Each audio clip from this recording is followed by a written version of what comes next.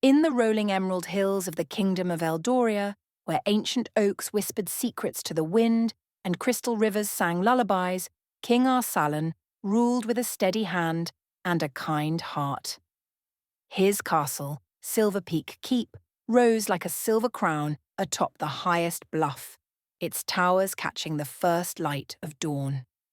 Beside him stood Queen Fatima, graceful and wise, her laughter a melody that warmed even the coldest stone halls. The kingdom had known peace for many years, but shadows lurked closer than anyone realized. Prince Faisal, the king's younger brother, had always carried a storm in his chest. Handsome and charming in public, he hid a hunger for power that gnawed at him day and night. His wife, Lady Amna, shared his ambition. Together they dreamed of a throne that was not theirs. When Queen Fatima announced she was expecting a child, Faisal's envy turned to poison. One crisp autumn evening, Faisal approached an old woman named Kahana, a herbalist known for her knowledge of potions and secrets, and her weakness for gold.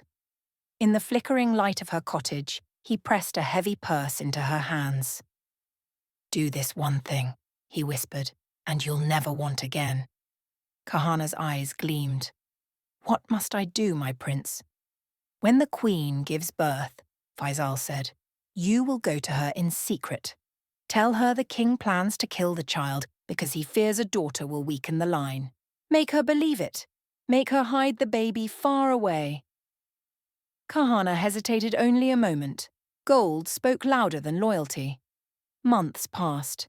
Winter came with howling winds and snow that blanketed the land like a heavy quilt. On the stormiest night of the year, lightning split the sky as Queen Fatima's labour began.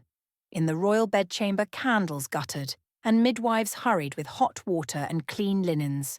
The baby arrived. A girl, perfect, with dark curls and eyes like storm clouds. Fatima held her close, tears mixing with joy. But Kahana slipped into the room like smoke. She drew the queen aside while the midwives were distracted. "Your Majesty," she hissed, "the king has given orders. He fears a girl child will bring ruin. He means to dispose of her tonight." Fatima's world shattered. "No," she breathed. "Arsalan would never—" "He has already spoken to the guards," Kahana lied smoothly. "You must act now or lose her forever." Heartbreaking, Fatima wrapped the infant in soft wool, kissed her tiny forehead, and pressed the royal locket, engraved with the family crest of a soaring eagle, around her neck. "Take her," she whispered to her most trusted maid, Yamuna. "Ride to the Green Mountain clan in the northern wilds. Raise her as your own. Never speak of this place. Go. Now." Yamuna, tears streaming, cradled the baby and fled through the servants' passages into the raging storm. To the king, a midwife delivered the crushing news. The child was stillborn, sire. Arsalan's shoulders sagged. He bowed his head, grief carving lines into his face. Queen Fatima, pale and silent, retreated into herself, a ghost in her own palace. That same night, Lady Amna gave birth to a daughter. Faisal wasted no time. He presented the baby to his brother with feigned sorrow. "Brother," he said softly, "fate has taken your child but given us this gift. Raise her as your own. Let her be the princess Eldoria needs." Arsalan, broken but hopeful, agreed. They named the girl Princess Kiran, light in the darkness. Years rolled by like pages in a book. Princess Kiran grew into a tempest of a girl. Beautiful, yes, with golden hair and sharp green eyes, but spoiled and cruel. She barked orders at servants, sneered at courtiers, and treated Queen Fatima with cold disdain. "You're nothing but a shadow now," she'd snap. "I'm the future queen." Faisal and Amna smiled behind closed doors. Their plan was unfolding perfectly. Far to the north, in the rugged Green Mountain clan, the hidden princess, named Famsa by Yamuna, grew strong and wild. She learned to ride bareback across rocky trails, shoot arrows that never missed, wield a sword with grace and fury. The clan treated her like one of their own. She laughed with the other girls, raced horses under endless skies, and helped tend herds under starlight. Her best friend was Urwa, a quick-witted girl with braids like ropes and a laugh that echoed off the peaks.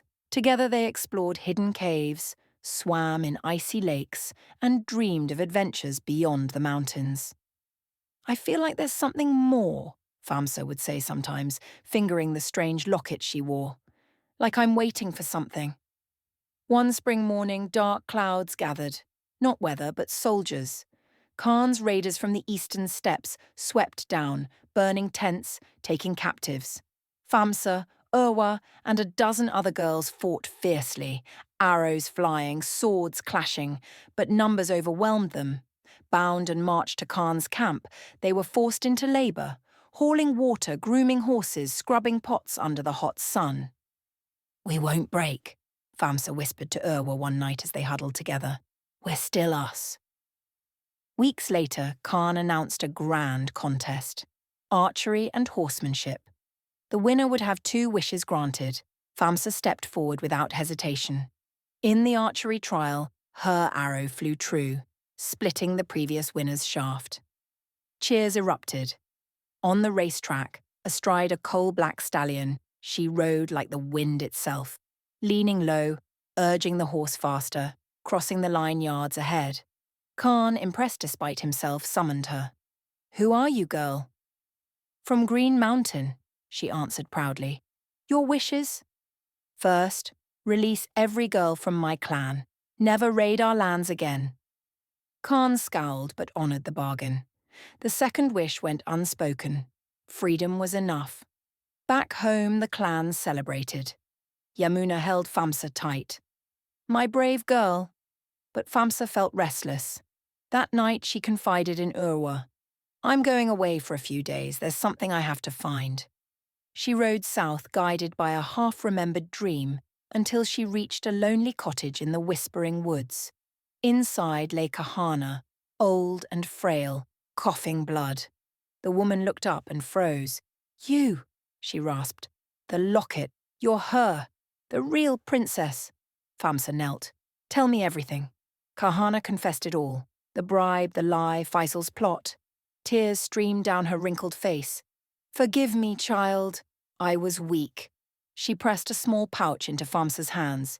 "Enchanted sand from the silver desert. Sprinkle it in need. It will open paths, heal wounds, hide you from enemies. Use it wisely." Famsa forgave her. "Where is my mother now?" "Locked away in the palace dungeons, a servant in her own home." Famsa rode hard for Silver Peak Keep. Disguised as a humble maid, she slipped through the gates at dusk. In the garden, she scattered a pinch of sand. Shadows deepened. Guards looked past her. She found Queen Fatima in a dim corridor, scrubbing floors, hair streaked with grey. "Mother," Famsa whispered. Fatima looked up and saw the locket. Her hands flew to her mouth. "My baby. My princess." They embraced, tears falling like rain. "I never stopped loving you," Fatima said. "I thought it was the only way to save you." "There's no time," Famsa said. "Faisal's reign ends tonight." Using more sand, Famsa reached the forgotten tower where King Arsalan was imprisoned, sick, chained, broken by betrayal. "Who are you?" he croaked. "Your daughter," she answered simply. "The one they stole from you." She sprinkled sand over his chains. They dissolved like smoke. Strength returned to his limbs. Together they rode to Green Mountain. Yamuna fell to her knees before the king. "Forgive me, sire. I kept her safe." Arsalan lifted her up. "You saved my child. You are family now." Word spread through the kingdom like wildfire. The true king had returned. Faisal's guards faltered. The people cheered as Arsalan and Famsa rode through the gates, banners snapping in the wind. In the great hall, Arsalan faced his brother. "You stole my throne. You stole my daughter." Faisal sneered. "You were weak. Eldoria needed strength." Kieran rushed forward. "I'm the queen. Seize them." But the guards turned, the people roared. Famsa stepped forward, calm and commanding. Lock them away. Let them taste the darkness they created. Faisal, Amna, and Kiran were confined to the deepest cells. Amna was stripped of jewels and set to scrubbing floors, the same floors Fatima once cleaned. Queen Fatima was restored. The palace bloomed again with music and light. One evening, Famsa stood on the balcony with her parents. "I belong to two worlds now," she said. "The palace and the mountains." Arsalan smiled. "Then rule them both. Be the bridge." She returned often to Green Mountain. There, among horses and friends, she felt truly home. Urwa greeted her with a grin. "Princess or mountain girl, you're still my partner in crime." Famsa laughed. "Always." And so the kingdom healed. The hidden princess became the light that banished shadows. Truth won. Courage endured. Family, true family, was unbreakable. Years later, ballads were sung of the girl who rode from the mountains, arrow true and heart bold, to reclaim a stolen crown. They called her Princess Famsa. They called her legend.